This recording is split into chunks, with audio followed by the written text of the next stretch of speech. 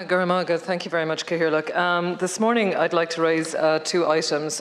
Firstly, just the retained fire services and the challenges that we're seeing for retained firefighters. I know colleagues have raised this during the week here as well, and we've had people presenting as well and outside the gates of Leinster House here who've travelled up. For me, in my own local area, the retained firefighters provide an essential service, particularly in the likes of Ballinasloe, where the retained team are the team that are on the ground. They're the ones that are called out.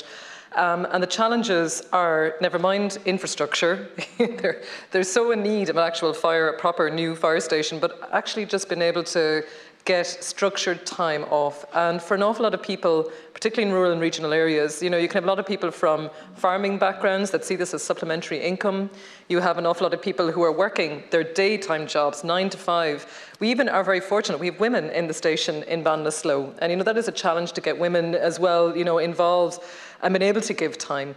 But there are so, we're so lucky and fortunate to have it, and yet it is such a challenge at the moment around being able to provide enough staff so that they're able to take structured time off. I even know myself, for a young family, somebody goes away, someone has to mind children, and someone is called last minute. It is a family decision for a member, be it the husband or the wife or the mum and dad, to take time to do this. And I really feel strongly that this is something that we do need to be working on. And I know that as a government we are going to be engaging with this. But it is really important because in rural areas, they're the people that answer the calls 24/7. And it's just, I suppose, it is one of those things that, we rely on. And we rely on in our community. And be it a call out for a fire, be it a call out for an accident, and God forbid, loss of a loved one, they are the first people on the scene. They are the first people that tackle someone who is in an accident, be it, and bringing them to the hospital. They work with our other emergency frontline services, and I am in awe. I can only just say this. I am in awe of what they give and what they do on a daily basis. And I know that this applies as well to all the towns around Ireland that they provide this service in.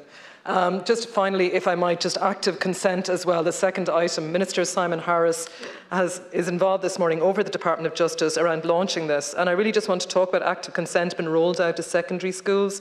And this again is a University of Galway initiative, but that is now on a national footing.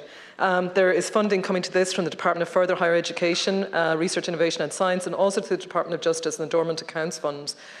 It is a programme that shows how departments are working together to make a difference, and active consent is absolutely crucial about how we and our young people are able to make sure that at all times they are happy in the situation that they're in. Thank you.